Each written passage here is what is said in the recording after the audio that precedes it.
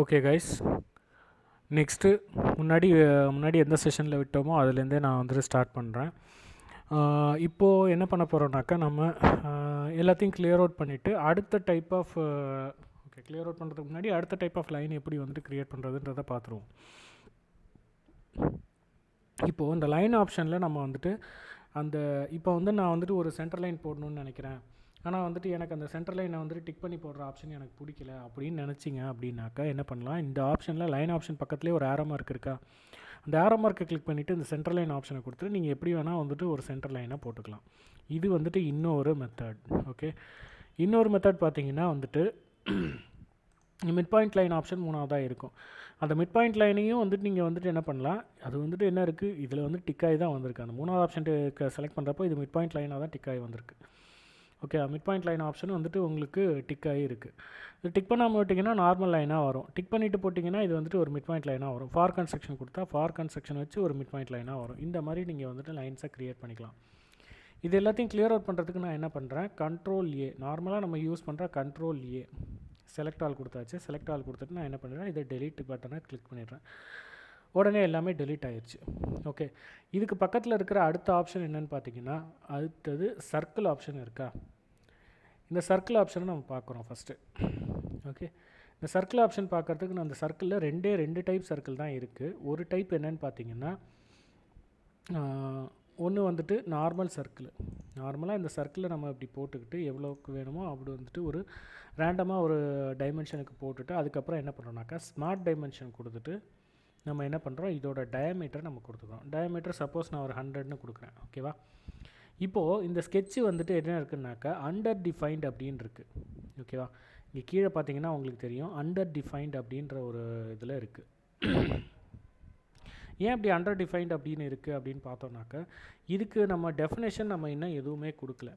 Definition கொடுக்கல அப்படின்னா என்ன அர்த்தம் அப்படின்னு பார்த்தோன்னா, இதை வந்துட்டு நம்ம வந்துட்டு இதுக்கான டயாமீட்டர் மட்டும்தான் கொடுத்துருக்கோமே தவிர இதுக்கான டைமென்ஷனாக இருக்க வேண்டிய இதோட இந்த ஜீரோன்னு இருக்குல்ல, இந்த XY வந்துட்டு 0 இருக்குல்ல, இந்த ஆரிஜின் பாயிண்ட்லேருந்து இதோட சென்டர் பாயிண்ட்டோ இல்லை இதோட சர்ஃபேஸில் உள்ள ஏதோ ஒரு பாயிண்ட்டோ நம்ம வந்துட்டு எவ்வளோ டிஸ்டன்ஸில் இருக்கும் அப்படின்றத நம்ம இன்னும் கொடுக்கல. அதுக்கு என்ன பண்ணுறேன், இந்த பாயிண்ட்டையும் இந்த சர்க்கிளோட சென்டர் பாயிண்ட்டையும் நான் வந்துட்டு செலக்ட் பண்ணிக்கிறேன். செலக்ட் பண்ணிவிட்டு என்ன பண்ணுறேன், இதில் வந்துட்டு ஒரு 110 கொடுத்துக்கிறேன். அது ஒரு 100 கொடுத்தேன் டயாமீட்டர், இது வந்துட்டு ஒரு 110 கொடுத்துக்கிறேன். இப்போவும் பார்த்தீங்கன்னா அது வந்துட்டு அண்டர் டிஃபைன்டு அப்படின்னு தான் இருக்குது. ஓகேவா, அண்டர் டிஃபைன்டுன்னு தான் இருக்குது. இதை நான் டெலீட் பண்ணிவிட்டு ஃபஸ்ட்டு என்ன பண்ணுறேன், ஸ்மார்ட் டைமென்ஷன் கொடுத்துட்டு இதுலேருந்து இது வரைக்கும் செலக்ட் பண்ணிடுறேன். செலக்ட் பண்ணிவிட்டு இந்த அக்ராஸ் டிஸ்டன்ஸ் 110 இருக்குது.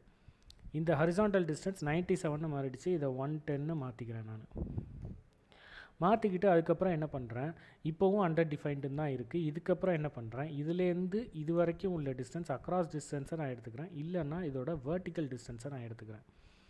வெர்டிக்கல் டிஸ்டன்ஸ் கொடுத்தோடனே வெர்டிக்கல் டிஸ்டன்ஸ் நம்ம வந்துட்டு ஏதோ ஒரு வேல்யூ கொடுக்குறோம். 51ன்ற வேல்யூ அதில் இருக்குது. 51 நான் வந்து ரிஃபைண்டாக கொடுத்துறேன். இப்போ வந்துட்டு இதில் பாருங்கள் கலர் மாறிடுச்சு.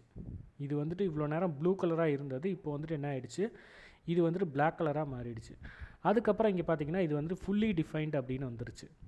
ஓகேவா, இதுக்கு அர்த்தம் என்னென்னு பார்த்தீங்கன்னா, இப்போ தான் நம்ம வந்துட்டு என்ன பண்ணியிருக்கோம், ஒரு ஸ்கெட்சை வந்துட்டு ஃபுல்லாக டிஃபைன் பண்ணியிருக்கோம். ஒரு ஸ்கெட்சை ரேண்டமாக நம்ம வந்துட்டு இந்த இடத்துல போடுறது அப்படிலாம் நம்ம போடக்கூடாது. ஓகேவா, ஒரு ஸ்கெட்ச் போடுறோம்னாக்கா நம்ம வந்துட்டு இந்த சென்டர் பாயிண்ட்டை பேஸ் பண்ணி தான் போடணும். சப்போஸ் இதே ஸ்கெட்சை நான் என்ன பண்ணுறேன், இதே சர்க்கிள் ஆப்ஷனில் நான் வந்துட்டு இந்த சென்டர் பாயிண்ட்டையே வந்துட்டு அந்த சர்க்கிளோட சென்டராக வச்சு நான் வந்துட்டு இந்த மாதிரி கொடுக்குறேன் அப்படின்னாக்கா இதில் ஸ்மார்ட் டைமென்ஷன் மட்டும் கொடுத்தா போதும். 49 இருக்கிறத நான் வந்துட்டு அப்படியே 49 கொடுத்துறேன். கொடுத்தோடனே என்ன ஆகிடுச்சு, இது வந்துட்டு ஃபுல்லி டிஃபைன்ட் ஆகிடுச்சு. இது எப்படி நம்ம வந்துட்டு இந்த சர்க்கிள் போட்டோம், இங்கே வந்துட்டு நம்ம டைமென்ஷன் கொடுத்ததுக்கப்புறம் தான் வந்துட்டு ஃபுல்லி டிஃபைன்ட் ஆகுது.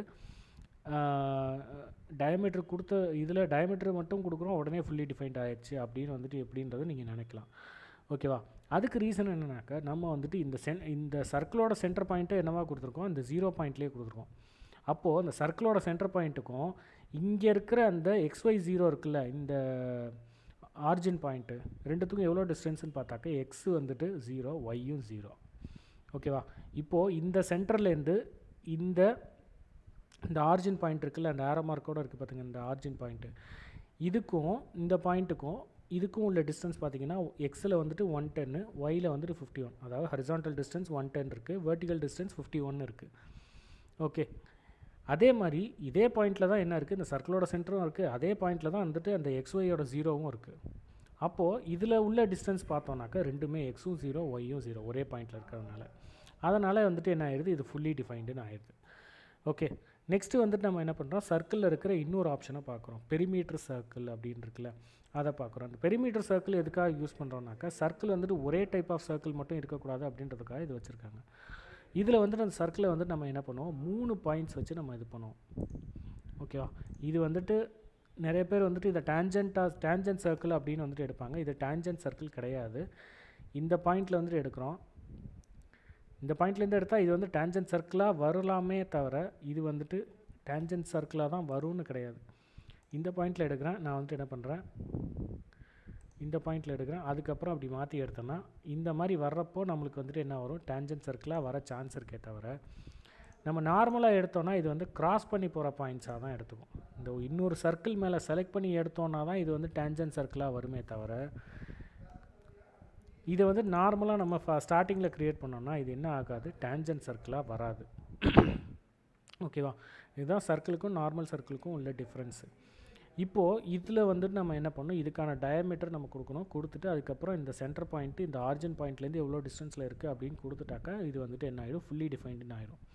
இந்த ஃபுல்லி டிஃபைன்டு ஆகிறது அப்படின்ற விஷயத்த நம்ம வந்துட்டு எப்படி வந்துட்டு நம்ம தெரிஞ்சுக்கலாம் அப்படின்னு பார்த்தாக்க, சிம்பிளாக வந்துட்டு இந்த கலர் சேஞ்சை வச்சே நம்ம சொல்லலாம். இங்கே போயிட்டு இங்கே வந்துட்டு அண்டர் டிஃபைன்டாக ஃபுல்லி டிஃபைன்டாக அப்படின்றத தேடி பார்க்கணுன்னு அவசியம் இல்லை. ஓகேவா, இது வந்துட்டு என்னது, ஃபுல்லி டிஃபைன்ட் ஆயிடுச்சு அப்படின்ற இதுக்கு ஜஸ்ட் கலர் சேஞ்சிலே நம்ம வந்துட்டு புரிஞ்சுக்கலாம். இப்போது இந்த சர்க்கிள் ஃபுல்லி டிஃபைன்டு, இந்த சர்க்கிள் ஃபுல்லி டிஃபைன்டு, ஆனால் இந்த 4 சர்க்கிளும் ஃபுல்லி டிஃபைன்டு இல்லை.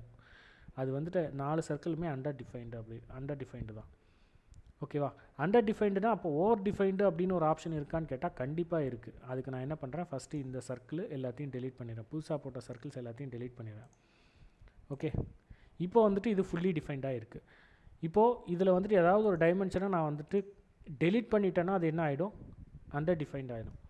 இதில் எக்ஸ்ட்ராவாக ஒரு டைமென்ஷன் நான் கொடுக்குறேன் அப்படின்னாக்கா, இன்கேஸ் இது வந்து நவுந்துற போது ஏதாவது கிளிக் பண்ணி நான் நவுத்திட போகிறேன் அப்படின்னு நீங்கள் ஒரு யோசனையில் நீங்கள் வந்துட்டு எக்ஸ்ட்ராவாக இன்னொரு டைமென்ஷன் கொடுத்துட்றேன் அப்படின்னு நினச்சிங்கன்னா அந்த டைமென்ஷன் கொடுக்கக்கூடாது. ஓகேவா, இப்போ வந்துட்டு இந்த 2 பாயிண்ட்டுக்கும் நம்ம வந்துட்டு 3 டைமென்ஷன் கொடுக்கலாம். இங்கே இருக்கிற ஆரிஜின் பாயிண்ட்டுக்கும் இந்த பாயிண்ட்டுக்கும் நம்ம வந்துட்டு 3 டைமென்ஷன் நம்ம கொடுக்கலாம். என்னென்ன டைமென்ஷன்னு பார்த்தாக்க 110, அதாவது ஹரிசான்டல் டைமென்ஷனு, இந்த வெர்டிக்கல் டைமென்ஷனு, அது இல்லாமல் அக்ராஸ் டைமென்ஷன் நம்ம கொடுக்கலாம். ஓகேவா, இந்த மாதிரி 3வது டைமென்ஷன் நம்ம கொடுக்குறப்போ என்ன ஆகும்னாக்கா இது ஓவர் டிஃபைன்ட் ஆகும். ஓவர் டிஃபைன்டு வந்துட்டு நமக்கு எப்போதுமே வந்துட்டு கரெக்டாக எடுத்துக்காது. ஓவர் டிஃபைன்டு நம்ம பண்ணவே கூடாது, அண்டர் டிஃபைண்டும் பண்ணக்கூடாது, ஓவர் டிஃபைண்டும் பண்ணக்கூடாது, நம்ம ஃபுல்லி டிஃபைன்டாக தான் வச்சுக்கணும். இது சர்க்கிள்னு இல்லை, எல்லா ஸ்கெட்சுக்குமே பொருந்தும். ஓகேவா, எப்படி ஃபுல்லி டிஃபைன்டு பண்ணுறது அப்படின்றத நான் வந்துட்டு போக சொல்கிறேன். ஸ்கெட்ச் போடுறப்ப நான் வந்துட்டு அதிலேயே வந்துட்டு ஆட் பண்ணி சொல்கிறேன். 121.25 இருக்கா, இது அப்படியே கொடுத்தாக்க என்ன ஆயிடுச்சு, make dimensions driven, adding this dimension will make the sketch over defined are unable to solve. Do you want to add it as a driven dimension instead? driven dimensionனா இதை ஆட் பண்ணிக்கலாம். driven dimensionனா இந்த டைமென்ஷன், இந்த சர்க்கிளை பொறுத்த வரைக்கும் இந்த டைமென்ஷனும் 51ன்ற டைமென்ஷனும் இந்த 110ங்கிற டைமென்ஷனும் தான் இதுக்கான டிஸ்டன்ஸ்க்கான டைமென்ஷன்ஸு.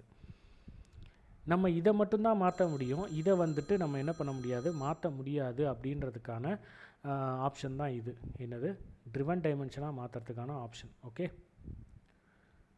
இதை வந்துட்டு நான் வந்துட்டு ஓகே கொடுத்தேன்னா இது ட்ரிவன் டைமென்ஷனாக மாறி வந்துடும். கேன்சல் கொடுத்துட்டாக்கா என்ன ஆகிடும், இது வந்துட்டு கேன்சல் கொடுத்துட்டாக்கா இது வந்துட்டு இந்த டைமென்ஷன் அக்ராஸ் டைமென்ஷன் வராது. ஓகே, இப்போ சர்க்கிளை வச்சு ஒரு ஃபுல்லி டிஃபைன்டு ஸ்கெட்ச் அப்படின்றத நம்ம வந்துட்டு எப்படி க்ரியேட் பண்ணுறதுன்றதை பார்த்தோம். ஓகேவா, இப்போது அடுத்தது இந்த ரெக்டாங்கிளை வச்சு எப்படி ஃபுல்லி டிஃபைன் ஸ்கெட்ச் போடுறதுன்றதை பார்ப்போம். ஒரு ரெக்டாங்கிளில் நமக்கு வந்துட்டு எத்தனை டைப்ஸ் இருக்குது பார்த்தீங்கன்னா, கிட்டத்தட்ட நம்மளுக்கு 5 டைப் ஆஃப் ரெக்டாங்கிள் நம்மளுக்கு இருக்குது. இந்த எல்லா டைப் ஆஃப் ரெக்டாங்கிளையும் நம்ம பார்த்துட்டு மெயினாக யூஸ் பண்ணக்கூடிய ரெக்டாங்கிள் 2த்துக்கும் எப்படி ஃபுல்லி டிஃபைன் பண்ணுறது. மெயினாக நம்ம வந்துட்டு இந்த கார்னர் ரெக்டாங்கிளும் இந்த சென்டர் ரெக்டாங்கிள் தான் ரொம்ப அதிகமாக யூஸ் பண்ணுவோம். மற்ற 3 ரெக்டாங்கிள்ஸ் எப்படி போடுறதுன்னு பார்த்துப்போம். இந்த 2 ரெக்டாங்கிள்ஸும் நமக்கு வந்துட்டு எப்படி வந்துட்டு ஃபுல்லி டிஃபைன் பண்ணுறதுன்றதை பார்ப்போம். அடுத்தடுத்த வீடியோஸில் நம்ம வந்துட்டு ஆர்க் எப்படி போடுறது, இந்த obround, straight slot, polygon, spline, ellipse, sketch fillet, points, alphabets, இது எல்லாத்தையும் நம்ம வந்துட்டு எப்படி வந்துட்டு எல்லாத்தையும் க்ரியேட் பண்ணுறது அப்படின்றத பார்ப்போம். Okay guys, thank you, by.